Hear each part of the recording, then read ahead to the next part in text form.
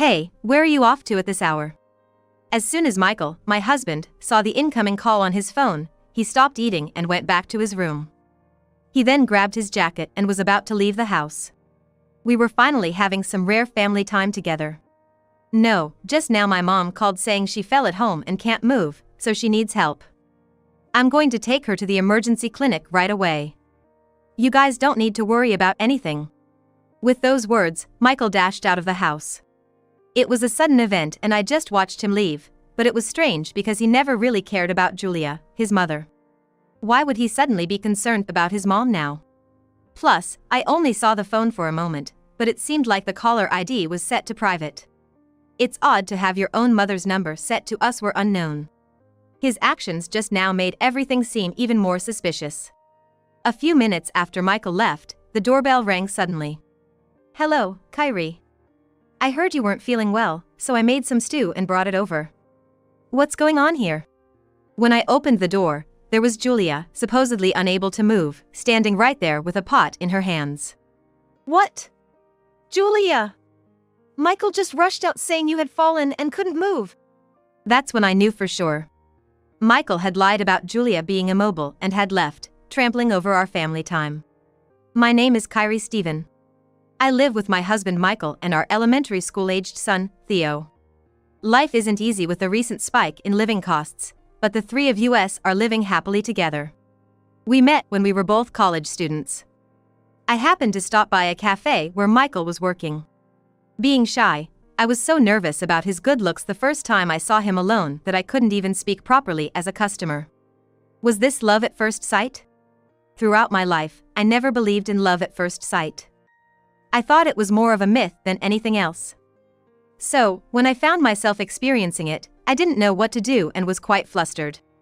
I turned to a friend from high school, who had plenty of experience in romance, seeking advice on what I should do. If you're interested, why not just talk to him? Otherwise, nothing will start. For me, who had only dated 2 guys until then, this seemed like a big step, but she talked about it like it was nothing. I know, but, I'm shy, and I get even more nervous around him. I can't even start a conversation. After about 10 minutes of back and forth, we decided that if I couldn't do it alone, we should go together. So, after university, we headed to the cafe where he would likely be. When we got to the shop, I saw him at the register. If I go now, I can at least talk to him, I thought, and with my friend's encouragement, I lined up to order. As my turn approached, my heart raced even faster in front of him. I spoke up as he prompted me to order. I'll have a cafe latte, please. And, would you like to be friends with me? I blurted out my first words with more courage than I could control, loud enough for other customers at the register to hear. I ended up speaking so loudly that other customers overheard me, and I felt extremely embarrassed. My shyness kicked in full force. I turned bright red, dumped the payment and order on my friend, and bolted out of the cafe. It was all over. That was all I could think about at the moment. But my bold move turned out for the better. My friend, who had followed me out, was soon followed by him, Michael. He was apparently so intrigued by my behavior at the cafe that he took his break to come after us. This unexpected turn of events led to us exchanging contact information, and after hanging out as friends for 6 months. When I finally expressed my accumulated feelings to him, it turned out he had also developed a fondness for me while we were spending time together, and we happily progressed into a romantic relationship. After several years of dating and living together, we decided to take the next step and got married. Our marriage resulted in our son, Theo, and despite the hectic life of parenting and household chores, working for my family makes any tiredness seem trivial. I used to think marriage was out of my league, but having a family changed my perspective entirely. However, there's been one major concern in our marriage. Recently, I've been troubled by how unnaturally late my husband, Michael, has been returning home. Previously, he would let me know when he was leaving work, saying things like "I'm on my way home." But lately, not only has he stopped sending those messages, but it has also become a norm for him to return home in the early morning. It's odd since he never used to wear perfume, yet now he often comes home enveloped in a sweet scent. Worried, I confronted Michael, but he brushes it off with tired excuses about work and obligatory socializing. I know I need to face the truth head-on. But thinking about our family, especially Theo, I hesitate to take the step towards divorce. The only person I can talk to is Julia, my mother-in-law. Despite our age difference, we hit it off when we first met for our marriage introduction, and since then, we've been more like friends than in-laws. Julia always supports me, listening to my concerns about household and parenting issues. However, this time, I'm hesitating because I fear it might cause unnecessary worry and emotional burden. A few years ago, Julia had a health scare. Though it wasn't serious, her age meant she couldn't live as before. When I informed Michael about Julia's condition, he didn't show concern and returned the next evening, again with the scent of perfume. This time, fortunately, the situation was discovered early and didn't escalate into something more serious. However, thinking about what could have happened had we not caught it in time brought me to the brink of an explosion of anger. But Julia, ever patient, calmed me down without a hint of anger. Since Julia's hospitalization and return home, I've been helping her with household tasks and accompanying her on shopping trips. At first, Julia felt guilty about my assistance, but when I told her I wanted to help, she graciously accepted. Kyrie, I really can't thank you enough. You make every day so much brighter for me. No, it's me who should be thanking you, Julia. You've helped me in so many ways, and I really enjoy our talks together. Thank you. Hearing thank you from Julia always touched my heart, something I rarely experienced. I decided then that I would always be there to protect her. On the day I made such a decision, during dinner. Today, unusually, Michael had come home early, and we were going to have dinner as a family of 3 for the first time in a while. When Michael texted that he was on his way home, I was so happy that I decided to add some appetizers to the dinner I was preparing, rummaging through the fridge and finishing up in high spirits. Theo, who was doing his homework in the living room, noticed my mood and asked curiously, "Mom, what's up? You seem to be in a really good mood." Do I? Well, Dad's coming home early for a change. It's been a while since we've had a family dinner together, and it makes me happy. I see. Theo responded coldly, perhaps due to his age, but I was sure he was happy on the inside. Smiling at his retreating figure as he went back to his homework, I resumed my cooking. About 30 minutes later, Michael arrived home, and we sat down for a rare family dinner. I had prepared hamburgers at Theo's request and, knowing Michael would be home early, arranged several small dishes of appetizers on the table. We chatted about Theo's day at school and other recent happenings as we ate. Though Theo had been cold earlier, he warmed up as the meal and conversation progressed, even chatting with Michael. Family meals and conversations like these were always so enjoyable. Even though Michael often came home late, reeking of sweet perfume, having dinner together like this made all my worries seem less significant. I was really feeling that now. However, as the meal was winding down, Michael's phone rang, interrupting our family conversation. He checked his phone and suddenly stopped eating. He went to his room, grabbed his jacket, and seemed ready to leave somewhere. "Hey, where are you off to at this time?" "Oh, my mom just called saying she fell at home and can't move, so she needs help. I'm gonna take her to the emergency clinic right now.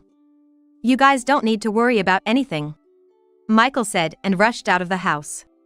I watched him leave, perplexed by the sudden event. He had never shown much interest in Julia before, so why worry about her now? And the call. I only saw it for a moment, but it looked like the caller ID was set to private.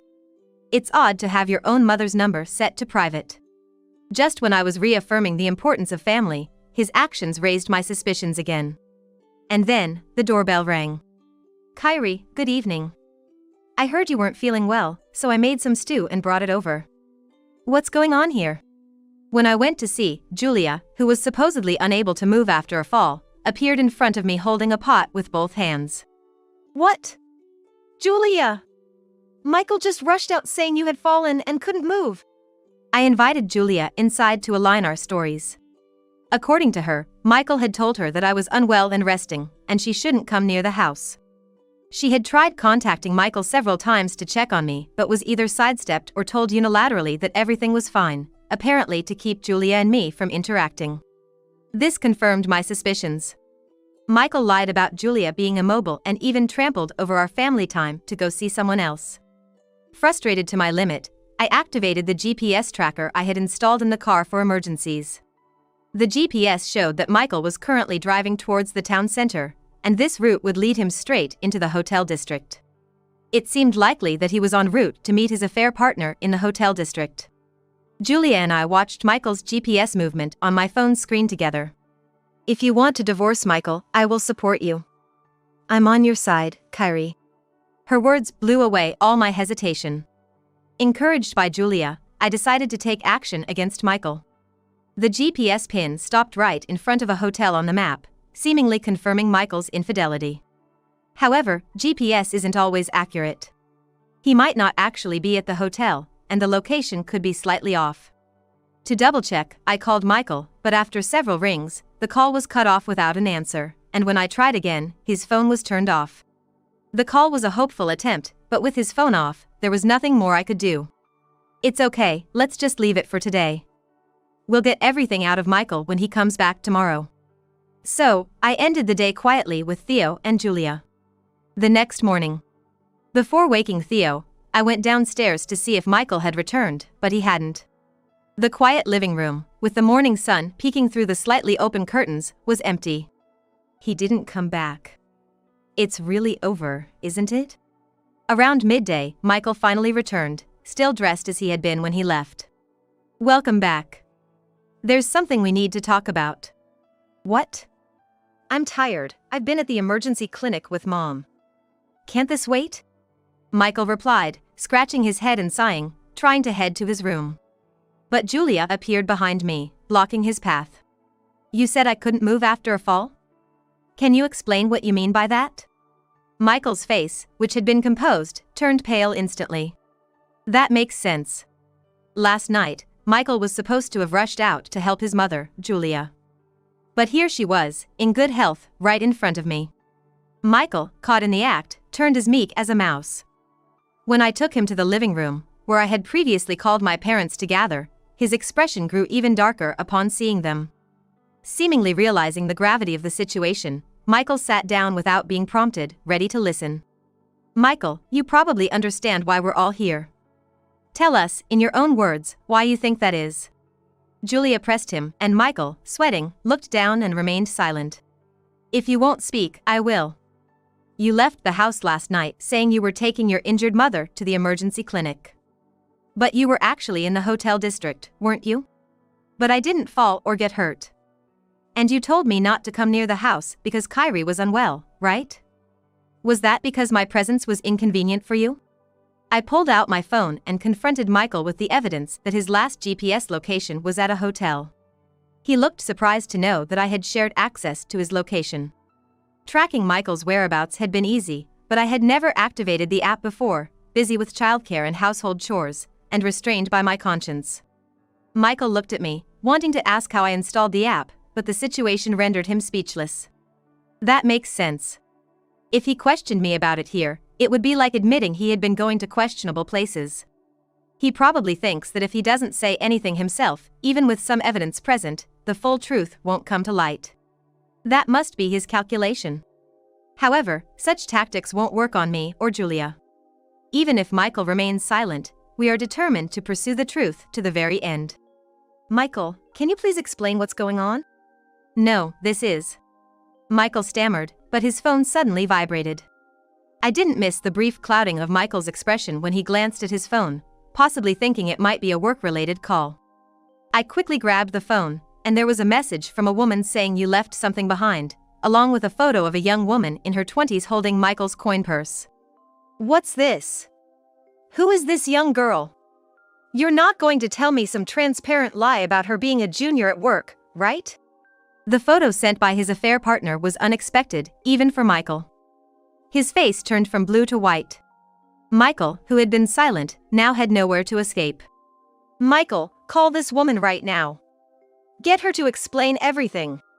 Julia said in a tone I had never heard from her before. The weight of her words was immense. The intensity of the situation was so overwhelming that I couldn't help but get goosebumps. Michael, unable to resist the pressure, obediently made the call. And put it on speaker so we all could hear. The woman Michael had an affair with seems to be named Elise Oliver. The tone and manner of speaking are like that of a young woman in her early 20s, with a modern, trendy, and somewhat flashy style. Was she Michael's actual type? You were with Michael last night, weren't you? Did you know he was married? Or were you unaware of his marital status? Yes, I knew. Michael himself told me. He kept complaining about his personal life every time we met in a hotel. I'm used to listening, but honestly, it's been exhausting. So, you knew he was married and still met him, having secret meetings in a hotel, and you even called him to the hotel district last night? Well, I did call him, but it was Michael who forgot about the hotel reservation we had made. So, I was wondering what we were going to do and contacted him yesterday. So, Michael had rushed out of the house last night in response to a call about a forgotten appointment. He chose his affair over family time. Michael, who used to be kind and family-oriented, changed after getting married and after Theo was born. Rather than feeling anger or sadness, I felt an overwhelming sense of emptiness. My mother looked puzzled, and my father seemed about to explode with anger. I've known about Michael's infidelity for a while. But I didn't want to worry everyone and kept silent. I thought about divorcing, but then there was Theo. I didn't want to make his life harder by raising him alone. So that's why you seemed down when you came to visit me. Did it show on my face? It's not exactly like that. I may not be as perceptive as your parents, but I'm a mother too, and I've known Kyrie for a long time. I had a feeling that you might be troubled by something. Though I thought I was suppressing it to avoid troubling others, I might have been unwittingly sending out an SOS without even realizing it myself. Maybe part of me wanted someone to notice. But now, I don't have to worry anymore. Thanks to opening up and sharing my feelings with everyone, and having them acknowledge these feelings, I was able to let go of everything and move on. I can't be with someone who has such a bad attitude towards women and doesn't value family. I want a divorce, Michael. I was finally able to express my feelings to Michael. Then, Michael, who had been silent, let out a sigh. This is all your fault, you know? Before we got married, you were all womanly, but you lost your charm right after. That's why I've been hanging out with cute, young girls like Elise. What's wrong with that? He unabashedly blamed me for his infidelity, claiming it was my fault for losing my charm as a woman. His unreasonable shifting of blame and defiance made my anger boil. Sure, since Theo's birth, I've been too busy with housework and childcare to have time for myself. But it was because I valued our family's happiness. For the sake of my family's happiness and living together with smiles, I was content not spending time or money on myself. But Michael trampled all over those feelings, lost in his affairs, putting family second, if at all. He probably thought providing money for the family was enough. You really don't understand how hard it is to be a mother. I also sacrificed my own needs for childcare and housework. Michael, you're really hopeless. That's too much, Michael. Despite the criticism, Michael leaned back in his chair, unfazed, fiddling with his phone. He showed no signs of remorse. Even if he had shown remorse, it wouldn't change the fact that forgiveness is no longer an option. However, one would expect at least some of our words to resonate with him, but there was no sign of that in Michael's demeanor. The discussion, which started in the afternoon, stretched for hours, and before we knew it, Theo returned from school. I'm home. Wait, why are Grandma and Grandpa here, and everyone else too? Hey, Theo. Welcome back. Listen to this. Theo gave Michael, who had clung to him, a cold look. Please don't touch me. I can't see you as my dad anymore, because you've been out meeting other women, ignoring our family, and hurting Mom. It seemed Theo, even as a young boy, understood everything. Everyone present, including me, was surprised. We had never spoken to anyone, let alone the family, about Michael's infidelity. In fact, I had never discussed Michael's wandering ways with anyone. Yet, somehow, Theo had noticed. Theo! You're going to abandon me too? Who do you think raised you, gave you everything you wanted? It was me, right? No, Mom raised me. She cooked for me even when she was busy, and yes, the money might be yours, but it was Mom who bought everything I wanted. That's thanks to me, right? Who do you think lets us live in this house? My hard work lets you all have a warm life under this roof. Be grateful. The words "be grateful" came out of Michael's mouth. As soon as I heard them, I found myself moving unconsciously, and before I knew it, I had forcefully slapped Michael's cheek. What gratitude, huh? Do you have any idea how much I struggled, keeping the household budget for our future, removing lipstick from your suit collars? Collars? You mean you knew? I grabbed a shirt from the laundry basket and threw it at Michael, who was now on the floor. Do you know how to get lipstick off a shirt? You soak it in hot water, then apply detergent directly to the spot. I learned that cleaning up after your messes. Ever thought about how I felt doing that? I bet you haven't. After I had shouted this, I took a breath and came back to my senses. There on the floor lay Michael, holding his reddened cheek, looking up at me. All the struggles I had endured for such a man. You've got it now, right? Divorce Kyrie now. And as an apology for all the stress you've caused, swear here that you'll never bother us again. Don't come near Mom, or me, or Grandma and Grandpa anymore. You were never my dad to begin with. Just leave now. Rejected even by Theo, whom he thought was on his side, Michael had lost his place. I firmly demanded a divorce and alimony, and declared that I would never relinquish custody of Theo. My parents cut off all contact with Michael, deleting his information, and Julia, despite being his mother, decided she could no longer be involved with him.